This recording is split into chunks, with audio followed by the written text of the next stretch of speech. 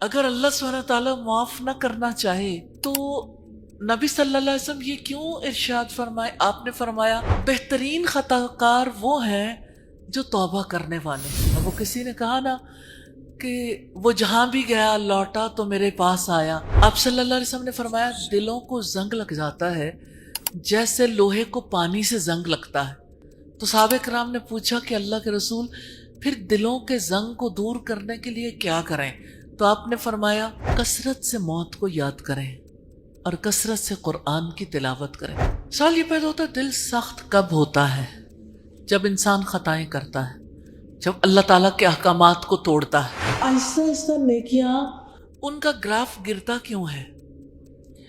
وہ اس لیے گرتا ہے کہ فرد قائم ربط ملت سے ہے، تنہا کچھ نہیں، موج ہے دریا میں بیرون دریا کچھ نہیں۔ کوئی فرد بھی اگر ہمارے ساتھ کوئی زیادتی کر رہا ہو، ہم کبھی اسے تقدیر کا نام نہیں دیتے، لیکن جب ہم کچھ کر رہے ہوتے ہیں ہم اسے تقدیر کے حوالے کرنا چاہتے ہیں۔ یک لحظہ غافل است، کہ اگر کوئی ایک لمحے کے لیے غافل ہوتا ہے نا 100 سال اس کی منزل دور چلی جاتی ہے۔ تو یہاں غفلت کی کوئی گنجائش نہیں۔ جب بھی تمہیں کوئی چیز کسی سے مانگنی ہو فَإِذَا اسْتَعَنْتَ فَاسْتَعِنْ بِاللَّهِ، جب مدد مانگنی ہے نا صرف اللہ سے مانگو، اور یاد رکھو ساری دنیا مل کر بھی تمہیں کوئی نقصان پہنچانا چاہے نہیں پہنچا سکتی جب تک کہ اللہ نہ چاہے۔ اللہ سبحانہ تعالیٰ نے قرآن مجید میں فرمایا خلق الموت والحیات لیبلوکم ایکم احسن عملا، اس نے موت اور زندگی کو پیدا کیا تاکہ وہ تمہیں آزمائے تم میں سے کون سب سے اچھے عمل کرنے والا۔ تو تقدیر تو اللہ تعالیٰ نے لکھی ہے، وہ برے عمل تو کر سکتا ہے، لیکن اللہ تعالیٰ نے ٹیسٹ کیا ہے نا کہ اچھے اور برے میں سے کون اچھے کا انتخاب کرتا ہے۔ السلام علیکم ورحمۃ اللہ وبرکاتہ۔ الحمدللہ رب العالمین۔ مجھے I am one of the biggest fan of استاذہ's رائٹنگ۔ مجھے یہ رائٹنگ بہت زیادہ ٹچ کرتی ہے، انسپائر کرتی ہے۔ اللہ تعالیٰ کسی کے لہجے میں، کسی کی آواز میں، کسی کے کردار میں، اور ایون کسی کی تحریر میں اتنا اثر دے دیتا ہے۔ اثر ڈالنے والی ذات اللہ رب العزت کی ہے۔ اللہ سبحانہ و تعالیٰ کی طرف پلٹ آئیے۔ استاذہ آپ لکھتی ہیں کہاں جا رہے ہیں آپ، کس کی طرف دوڑ رہے ہیں، کس محبت کی تلاش میں اتنا تھک چکے ہیں؟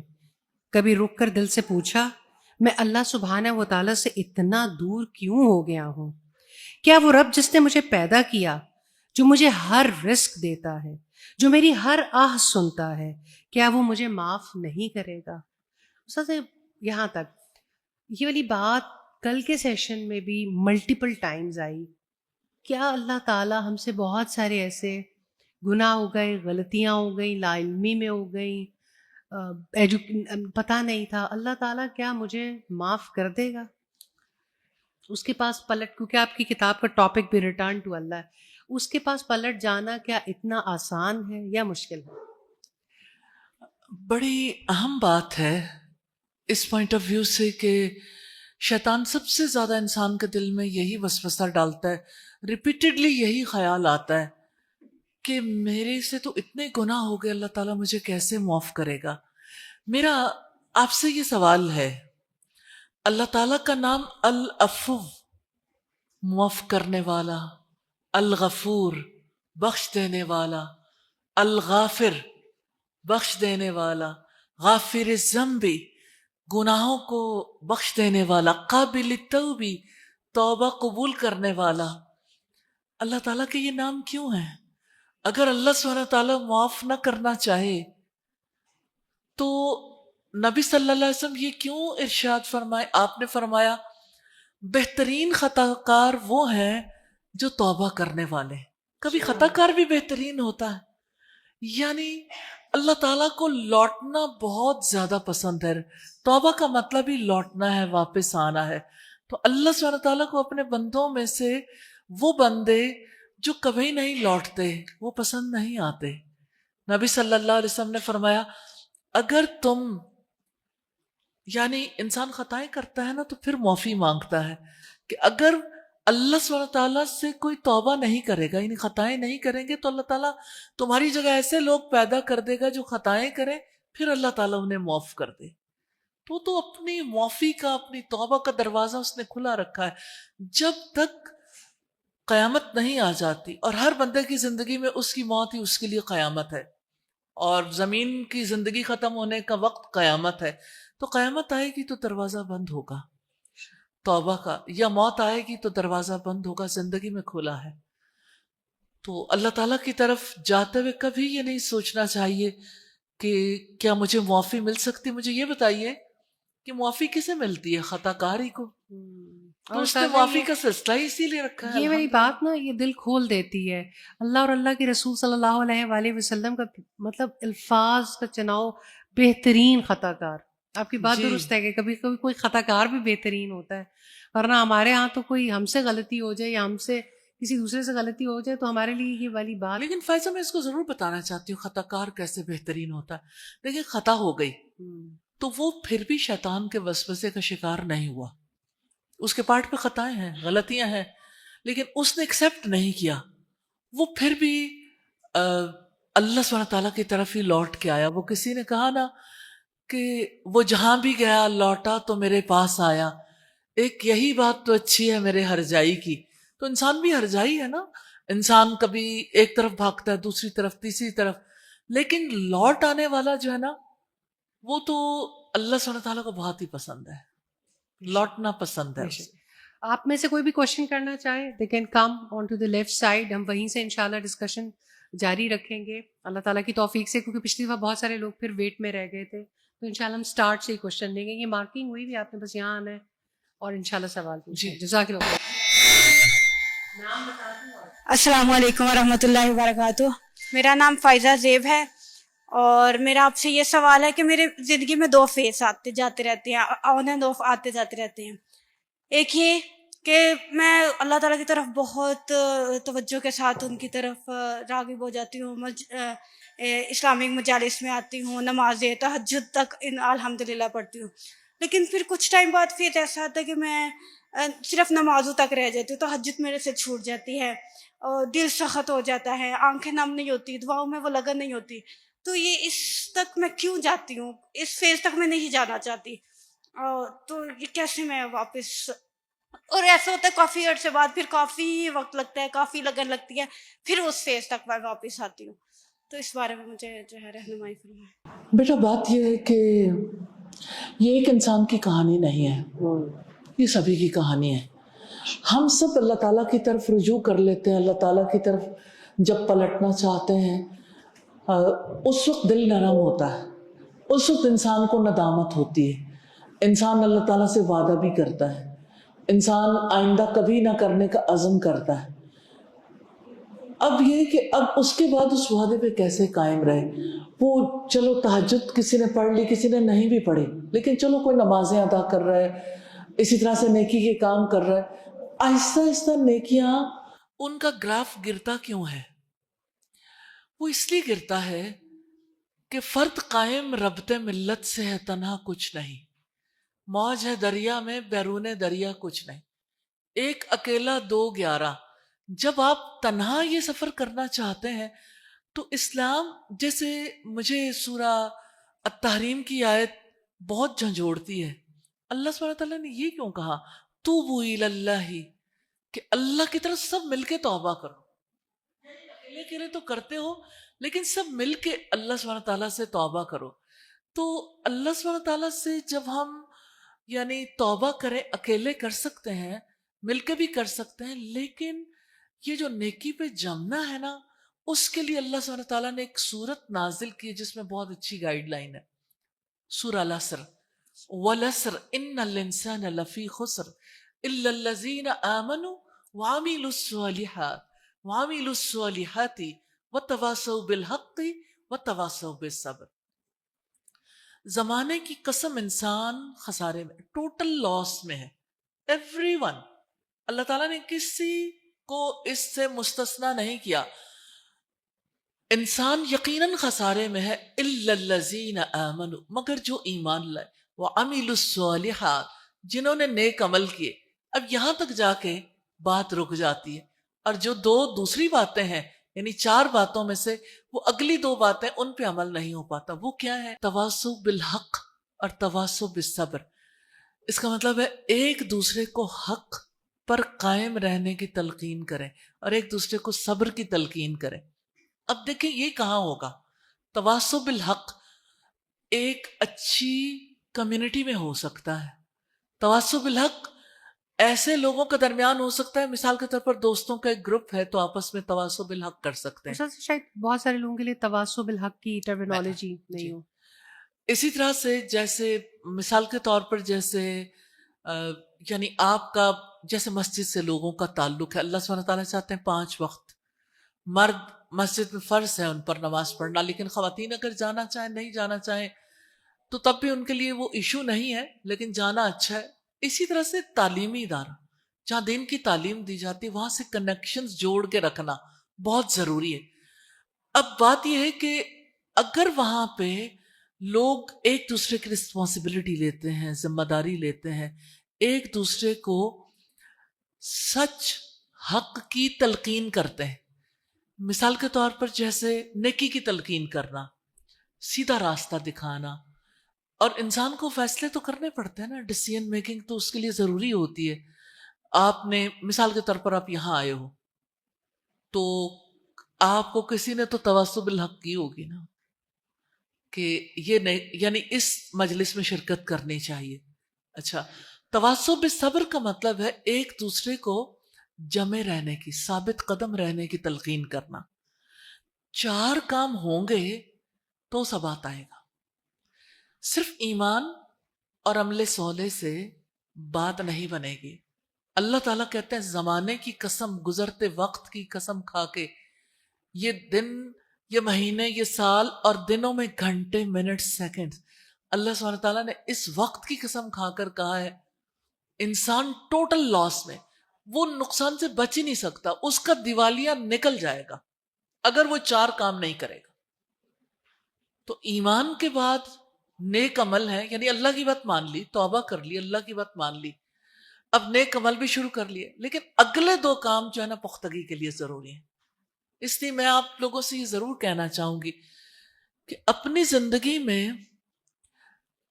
اس کی کوالٹی کو بہتر بنانے کے لیے ایک اچھا ڈیسیژن ضرور کریں. آپ کا کنیکشن کسی مسجد سے، کسی تعلیمی ادارے سے، کسی فورم سے، آن لائن، آن سائٹ، کہیں بھی آپ نیک لوگوں کی مجلس سے ضرور جڑ کے رہیں.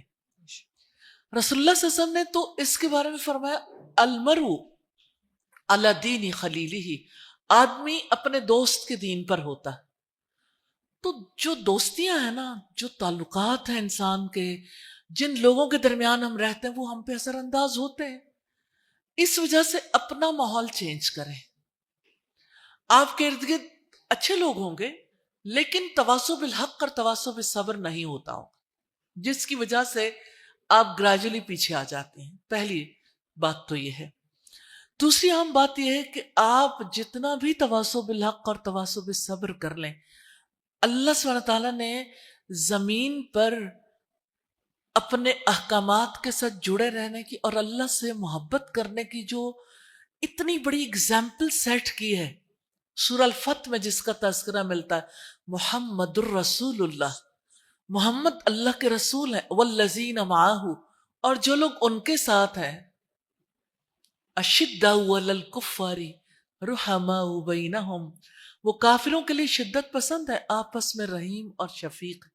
تراہم رکعان سجدا یبتغون فضلا من اللہ ورضوانا، آپ انہیں دیکھو گے رکوع میں، سجدوں میں، وہ اللہ کے فضل اور اس کی رضامندی کی تلاش میں ہوتے ہیں. سیماہم فی وجوہہم من اثر السجود، ان کے چہروں پر سجدوں کے اثرات سے نشانات. یہ کوالٹیز پیدا ہوتی ہیں کب؟ جب کوئی محمد رسول اللہ کے مشن کا ساتھ دیتا. اور آپ کا مشن کیا تھا؟ آپ نے اللہ کی وحی کو لوگوں تک پہنچایا. تو وہ اگر ہم جا کے دیکھیں مکہ میں، ہم اگر اپنے تصور سے، یا آپ سیرت پڑھتے ہیں آپ جا کے دیکھیں مدینہ میں کہ لوگ کس طرح سے اللہ سبحانہ تعالیٰ سے متعلق رہے، کیسے اپنی جانیں شہادت کے لیے پیش کرتے تھے. وہ اتنی یعنی ایسی کوالٹیز رکھنے والی شخصیات تھیں. مجھے یاد آتا ہے غزوہ موطا، جب رسول اللہ صلی اللہ علیہ وسلم نے لشکر کو بھیجا 3000 لوگ تھے، اور جب مقابلے پہ گئے 1,00,000 فوجی ہرقل لے کے آیا تھا، اور 1,00,000 عرب کے اندر سے تھے. 2,00,000 کے مقابلے میں صرف 3,000 لوگ. رسول اللہ نے جانے سے پہلے کہا تھا میں پرچم زید کو دیتا ہوں، زید بن حارثہ کے ہاتھ میں. اگر یہ شہید ہو گئے تو پرچم جعفر طیار کے ہاتھ میں جائے گا. اگر وہ شہید ہو گئے عبداللہ ابن رواحہ کے ہاتھ میں. اگر وہ بھی شہید ہو گئے پھر آپ لوگ مل کے فیصلہ کر لینا. اور یہ شہادت کی پیشین گوئی ہی تھی. اور عبداللہ ابن رواحہ جب نکلے وہاں سے، ان کے اشعار، ان کی جو اللہ سبحانہ تعالیٰ سے محبت، یعنی انسان کہتا ہے کہ اسی ماحول میں چلا جائے، یا اللہ ہمیں بھی ویسا ایمان دے دے. تو وہ ایمان کیسے آیا تھا ان کے اندر، وہ اپنے آپ کو کیسے اللہ سبحانہ تعالیٰ کے لیے نچھاور کرنے والے تھے. اور آپ سوچیں 3,000 لوگوں نے 2,00,000 پر فتح پالی تھی. Can you imagine? 3,000 یعنی اگر 30,000 کے مقابلے میں تو 1 اور 10 کی نسبت قائم ہوتی. اگر 90,000 کے مقابلے میں ہو تو 1 اور 30 کی نسبت ہوتی ہے. اور یہ 2,00,000 افراد کے مقابلے میں 3,000. سوچئے اتنی پاورفل پرسنالٹیز کیسے بنی تھی. وہ رسول اللہ کی مجلس میں بیٹھتے تھے، وہ سیکھتے تھے علم کو باقاعدہ طور پر، اللہ کی وحی کو سیکھتے تھے، اس پر عمل کرتے تھے. آج بھی تبدیلی اسی طرح سے آئے گی. نبی صلی اللہ علیہ وسلم جس طرح سے لوگوں کو اللہ سبحانہ تعالیٰ کے ساتھ کنیکٹ کرتے تھے، امام مالک نے یہ بات کہی تھی اس امت کے آخری حصے کی اصلاح بھی اسی طرح ہوگی جیسے پہلے حصے کی ہوئی تھی. تو بیٹا طریقہ کار یہی ہے، علمی مجالس اور باقاعدہ تعلق ایسا جوڑنا کہ وفا کی مثال بن جائے، کہ پھر کبھی نہ چھوٹے. بارک اللہ. استاذہ میں ایک آن لائن سوال لے لیتی ہوں. عریشہ یہ کہتی ہیں کہ جو گناہ جان کے کیے جائیں کیا ان کی توبہ قبول ہوتی ہے؟ توبہ کا دروازہ موت تک کھلا ہے. کوئی انسان اگر جان بوجھ کے خطا کرتا ہے اور اسے بعد میں شرمندگی ہو جاتی ہے، وہ واقعی سچے دل سے توبہ کرنا چاہتا ہے تو گنجائش موجود ہے. لیکن کوئی اس لیے گناہ کرنا چاہتا ہے چلو بعد میں توبہ کر لوں گا، تو یہ دھوکہ خود کو بھی دیتا ہے اور اللہ تعالیٰ کو بھی دھوکہ دینے والی بات. لیکن اصلی بات یہ ہے کہ توبہ کی گنجائش ضرور موجود ہے. چاہے کوئی جان بوجھ کے کسی نے گناہ کیا ہو، کبیرہ کیا ہو، صغیرہ کیا ہو، ہر کوئی اللہ سے معافی مانگ سکتا ہے، اللہ تعالیٰ کی طرف پلٹ سکتا ہے. یہ دروازہ اللہ تعالیٰ موت کے وقت ہی بند کرتے ہیں کہ زندگی کی بھر یہ چانس موجود ہے. کوئی 99 لوگوں کا قاتل ہے یا 100 کا قاتل ہے، قتل کرنے والے کے لیے بھی توبہ موجود ہے. اور کوئی بڑے سے بڑے گناہ کرنے والا سوچے، عربوں کے یہاں زناکاری، شراب نوشی، قتل و غارت گری کتنی عام تھی، کیا انہیں معافی ملی تھی؟ تو ایسے بھی لوگ تھے جنہوں نے یعنی اللہ سبحانہ تعالیٰ سے میں ایک مثال دینا چاہتی ہوں آپ کے اس سوال پر، تاکہ یقین آ جائے کہ جان بوجھ کے گناہ کرنے والوں کے لیے بھی اللہ تعالیٰ نے راستہ کھلا رکھا ہے. نبی صلی اللہ علیہ وسلم کے پاس ایک عورت آئی اور کہنے لگی کہ میں نے زنا کیا ہے اور میں حاملہ ہوں، آپ مجھے پاک کر دیں. غامدیہ نام تھا عورت کا. رسول اللہ صلی اللہ علیہ وسلم نے فرمایا جاؤ، بچہ پیدا ہو جائے گا نا پھر آنا. جب بچہ پیدا ہوا وہ بچے کو لے کے رسول اللہ کے پاس آئی کہ اب مجھے پاک کر دیں. 9 مہینے گزرے تھے. آپ صلی اللہ علیہ وسلم نے فرمایا جاؤ اسے دودھ پلاؤ پھر آنا. 1.5 سال گزار کے بچے کے ہاتھ میں روٹی کا ٹکڑا دیا. آپ سوچ سکتے ہیں ایک ماں کی کتنی ایسوسیشن ہو جاتی، 9 مہینے پیٹ میں رکھ کے 1.5 سال دودھ پلایا، لیکن وہ اپنی بات نہیں بھولی. گناہ جان بوجھ کے کیا تھا، یعنی ارادتاً زنا ہوا تھا. پھر کہنے لگی کہ اللہ کے رسول یہ اب روٹی کھا سکتا ہے. آپ مجھے پاک کر دیں. پھر اللہ کے رسول صلی اللہ علیہ وسلم نے گڑھا کھدوایا, گڑھے میں غامدیہ کو بٹھا دیا, پہلا پتھر مارا. خالد بن ولید کا نام تو آپ سب جانتے ہوں گے رضی اللہ تعالیٰ عنہ.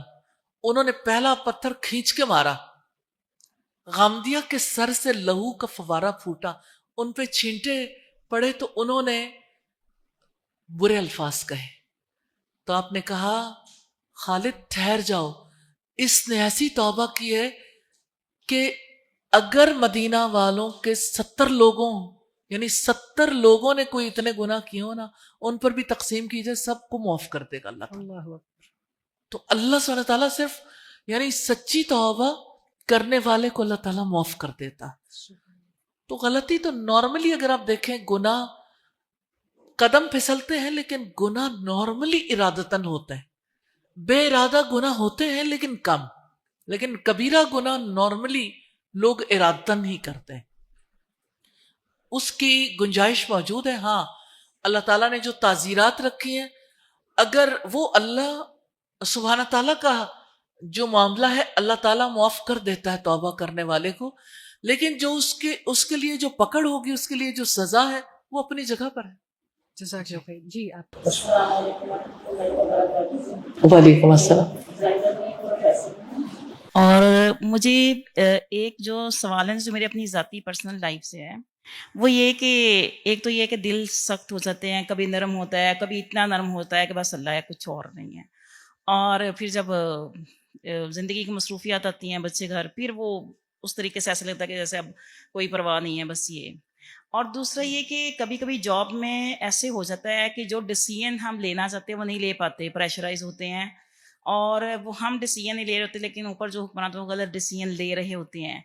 اب وہ اس میں ہم کچھ کر بھی نہیں سکتے, کیونکہ ہمارے سائن کے ساتھ اوریجنل جاتے ہیں ڈیسیژن, لیکن جب وہ وہاں سے چینج ہو جاتے تو وہ گلٹ ایک ذہن میں رہتا ہے کہ ہمیں کیا کرنا ہے.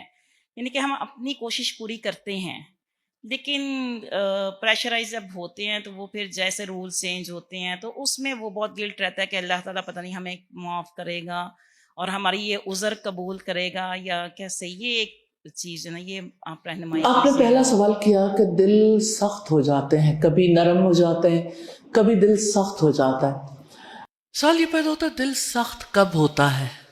جب انسان خطائیں کرتا ہے, جب اللہ تعالیٰ کے احکامات کو توڑتا ہے. تو ظاہر ہے کہ جیسے آپ دیکھتے ہیں کہ کپڑے پر جب داغ لگتا ہے دھبے پڑ جاتے ہیں, تو اسی طرح سے دلوں پر بھی دھبے پڑ جاتے ہیں. نبی صلی اللہ علیہ وسلم نے فرمایا کہ جب بندہ گناہ کرتا ہے تو اس کے دل پر ایک سیاہ دھبا یا سیاہ نقطہ لگ جاتا ہے. اگر وہ اسی وقت توبہ کر لے تو اسے واش آؤٹ کر دیا جاتا ہے, اور اگر وہ توبہ نہیں کرتا تو وہی دھبا پھیل کے پورے دل کو سیاہ کر دیتا ہے. اور پھر ظاہر ہے کہ اگر دل سیاہ ہو جائے اس میں نیکی کی بات نہیں آتی. آپ صلی اللہ علیہ وسلم نے فرمایا دلوں کو زنگ لگ جاتا ہے جیسے لوہے کو پانی سے زنگ لگتا ہے. تو صحابہ کرام نے پوچھا کہ اللہ کے رسول پھر دلوں کے زنگ کو دور کرنے کے لیے کیا کریں؟ تو آپ نے فرمایا کثرت سے موت کو یاد کریں اور کثرت سے قرآن کی تلاوت کریں. تو 2 باتیں یاد رکھیے گا, یہ دلوں کے زنگ کو دور کرنے کے لیے, سختی کو دور کرنے کے لیے موت کو یاد کرنا, آخرت کے حالات کو یاد کرنا, اور دوسرے قرآن کی تلاوت. ہمارے یہاں جو تلاوت ہوتی ہے اس میں کسی کو سمجھ نہیں آتی اللہ کی کتاب میں کیا ہے, اس لیے آپ اپنے لیے ضرور سوچئے کہ میں نے قرآن کو سیکھنا ہے اپنی زبان میں. فرسٹ ہینڈ نالج آپ کے پاس ہونا چاہیے, بیساکھیوں پہ نہیں چلنا چاہیے. اپنے پاس نالج ہو نا تو پتہ چلتا ہے جب تلاوت کرتے ہیں اللہ تعالیٰ کیا کہتے ہیں, اور قرآن پڑھنے سے دل میں نرمی آتی ہے. اسی طرح سے نیکی کے چھوٹے چھوٹے کام انسان کرتا ہے نا, اتنے اچانک اتنے بڑے کام نہیں ہوتے انسان سے کہ انسان کی زندگی بدل جائے, لیکن یہ ہے کہ دل کی سختی میں نا یہ جو سکرولنگ ہے نا اس کا بھی بڑا دخل ہے. آپ جب سکرول کرتے ہیں سوشل میڈیا پہ بہت زیادہ رہتے ہیں, اسکرین ٹائم زیادہ ہوتا ہے, تو سم ٹائمز ایسا ہوتا ہے جیسے بچے بھول جاتے ہیں ہم نے کچھ کھایا تھا. ایک میری لینڈ یونیورسٹی نے ایک ریسرچ کی تھی, صرف 1 دن کے لیے 24 گھنٹے کے لیے لوگوں کو میڈیا سے دور رکھا جائے, موبائل نہ ہو, باقی گیجٹس نہ ہو. تو لوگوں نے کہا کہ ہمیں ایسا محسوس ہوا کہ ہمارے سر پھٹ رہے ہیں درد سے, اور ہمیں لگتا تھا ہمارے اندر ایک غصے کی کو طوفان تھا، ابال آتے تھے کہ ہمیں اس سے سب سے زیادہ نفرت ہوگی جس نے ہمیں اس میڈیا سے دور رکھا. تو اس وقت یعنی اس کو میڈیا ایڈکشن فرسٹ ٹائم اس کو جو ہے وہ نام دیا گیا کہ میڈیا کی وجہ سے ایڈکشن ہو جاتی. تو یہ ایڈکشن جو ہے نا یہ دل کو سخت کرتی. اسی طرح سے بہت ساری اور چیزیں بھی.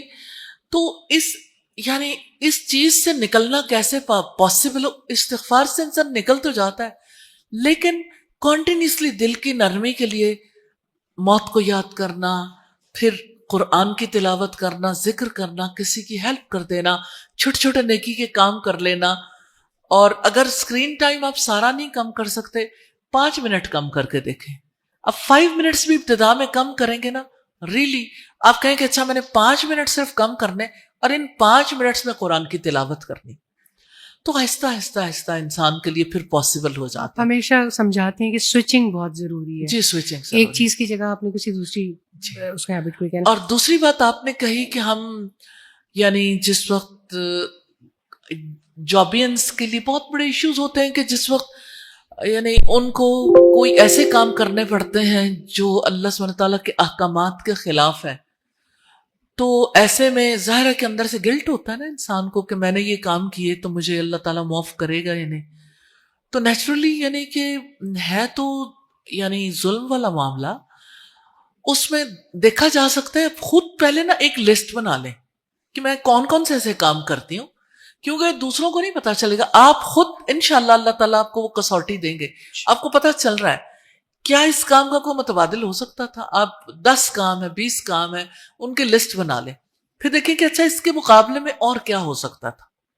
اچھا اگر کوئی صحابی ہوتے یا کوئی اور ایسا انسان ہوتا جو رسول اللہ نے جن کی تربیت کی تھی، اگر میری جگہ وہ ہوتے وہ کیا کرتے، تو آپ کو جواب بھی مل جائیں گے انشاءاللہ تعالیٰ.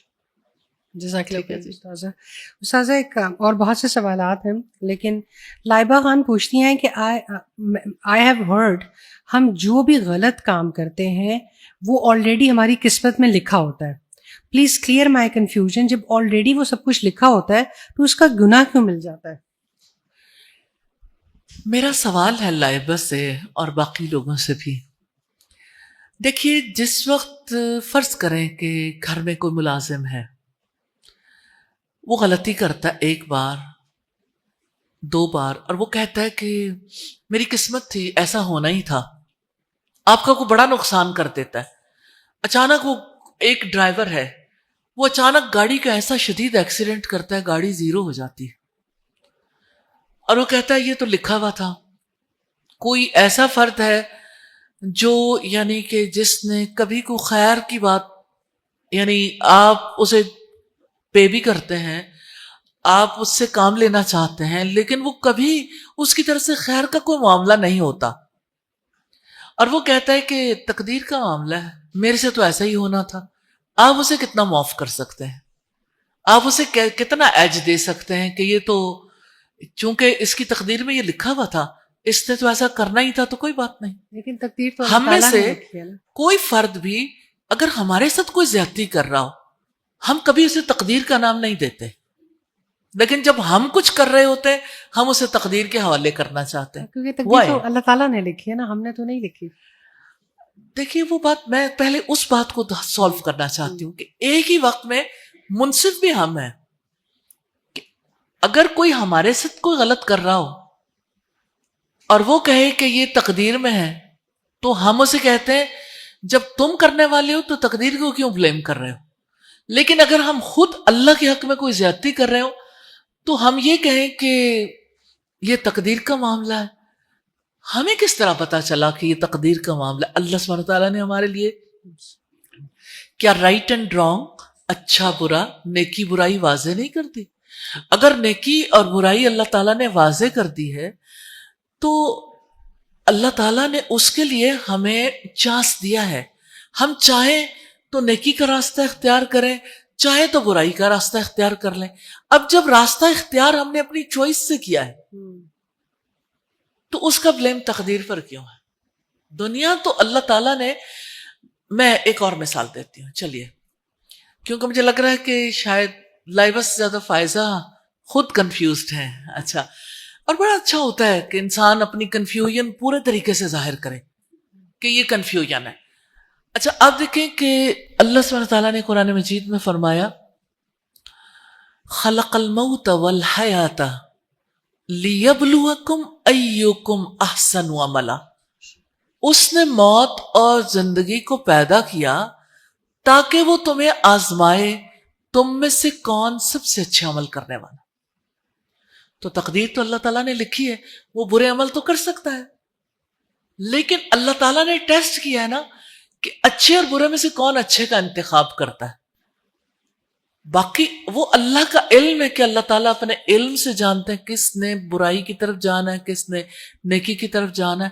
مثال کے طور پر ابھی جیسے سوال کیا تھا، کسی کے دل کے اندر گلٹ ہے کہ میں جاب کرتی ہوں اور ایسا معاملہ ہے کہ اللہ تعالیٰ کی طرف سے معافی ملے گی. اس کا مطلب ہے اللہ تعالیٰ ان پر مہربان ہے، یہ ان کے اندر سے اللہ تعالیٰ کی رحمت کی وجہ سے یہ بات اٹھ رہی ہے کہ میں یہ غلطی نہ کروں. یہ اللہ تعالیٰ کی کال ہے آپ کے لیے، اور آپ اس کال کی وجہ سے یعنی آپ کے اندر یہ سوال اٹھا ہے کہ میں یہ سوال کروں. تو یہ اللہ کی رحمت ہے جو اللہ تعالیٰ آپ کو گریجولی اپنی طرف لے کے آ رہا ہے. اور یہ کال قربت کے لیے. ہر انسان کے پاس زندگی میں اچھا اور برا کرنے کا پورا پورا چانس موجود ہے. ہم میں سے کوئی نہیں جانتا ابھی تھوڑی دیر بعد کیا ہونے والا ہے. ہم میں سے کوئی نہیں جانتا. ہم میں سے ہر ایک نے خود یہ سلیکٹ کیا کہ ہم ایک ایسی مجلس میں بیٹھیں گے جہاں اللہ تعالیٰ کی طرف لوٹنے کی بات کریں گے. آپ یہاں سے باہر نکل کے جائیں، کیا لوگوں نے یہ طے نہیں کیا ہوا وہ اپنی چوائس سے کچھ اور کام کریں گے؟ آپ کو کچھ لوگ جو ہے وہ قریب کے ہوٹل میں یعنی آپس میں لڑکا لڑکی بیٹھ کے باتیں کرتے ہوئے بھی نظر آئیں گے. آپ کو ایسے بھی لوگ ملیں گے جو یہاں سود کھا رہے ہوں گے، ایسے بھی لوگ ہوں گے جو یہاں پہ گھروں میں بیٹھے ہوئے ایک دوسرے کی غیبتیں چغلیاں کر رہے ہوں گے. تو اگر آپ نے اپنے ٹائم کے لیے ڈیسائیڈ کیا تو آپ تقدیر کے بارے میں تو نہیں جانتے تھے، اور وہ بھی اپنی تقدیر کے بارے میں نہیں جانتے. وہ تو اللہ کا علم ہے نا، اللہ سبحانہ تعالیٰ کا علم ہے. ہم دنیا میں جس کے لیے پیدا کیے گئے وہ اللہ تعالیٰ کی ذات ہے. تو ہم نے تو اپنی زندگی میں اللہ ہی کی طرف رجوع کرنا ہے، اور ہم نے نیکی کو ہی پریفرنس دینی ہے اور اللہ سے توبہ کرنی اپنی غلطیوں پر. اس لیے اس دنیا میں رہتے ہوئے اپنے پرپز آف لائف کو دیکھنا چاہیے کہ ہم سب اللہ تعالیٰ کے لیے پیدا کیے گئے. ہماری زندگی کا مقصد عبادت ہے. اسی طرح سے جیسے رات کو سونے سے پہلے آپ اپنے آپ کو اللہ کے سپرد کر کے سوتے ہیں، اذکار کرتے ہیں، تو آپ کی حفاظت ہوتی ہے. اور جس طرح آپ کسی کام کو شروع کرنے سے پہلے بسم اللہ پڑھتے ہیں اور کام کے اختتام پہ الحمدللہ، تو یہ ایک یعنی بیسٹ جو ہے وہ طریقہ کار ہے کہ آپ نے اس کا جو ہے وہ آغاز اور اختتام اللہ کے نام کے ساتھ اس کی کلوزنگ کی. اسی طرح سے آپ یہ دیکھیے کہ جس طرح اللہ سبحانہ تعالیٰ کا ذکر جو ہے نا آپ کے لیے قلعے کی حیثیت رکھتا ہے، اسی طرح سے آپ کے لیے یعنی بہت زیادہ ضروری ہے کچھ میئرز کو اڈاپٹ کرنا. مثال کے طور پر سیدنا سعد بن ابی وقاص نے کہا کہ اللہ کے رسول مجھے کوئی ایسا کام بتائیے جس کی وجہ سے میں مستجاب الدعوات ہو جاؤں، کہ میری دعائیں قبول ہونے لگیں. تو آپ نے فرمایا لقمہ حلال کھاؤ. حلال روزی کھانے کی وجہ سے انسان بہت ساری برائیوں سے بچتا ہے، لیکن جس وقت کوئی حلال نہیں کھاتا تو اس کے لیے گناہ کرنے آسان ہو جاتے ہیں حرام کی وجہ سے. اسی طرح سے پھر اللہ تعالیٰ نے جو بھی ہمیں طریقہ کار بتایا، مثال کے طور پر ہمیں اپنی آنکھوں کے لیے اللہ سبحانہ تعالیٰ نے مردوں کے لیے بھی عورتوں کے لیے بھی اصول بتایا، کانوں کے لیے اصول بتائے، زبان کی حفاظت کے لیے اصول بتائے. کیونکہ اللہ تعالیٰ نے یہ فرمایا ان السمع والبصر والفؤاد کل اولئک کان عنہ مسئولا. بے شک کان، آنکھیں اور دل، ان کے بارے میں اللہ تعالیٰ سوال کرے گا. اب یہ چیزیں یہیں سے تو ہم خطائیں کھاتے ہیں. اب یہ کہ بچیں کیسے؟ موت کو یاد کر کے، اللہ کے حضور پیشی کو یاد کر کے.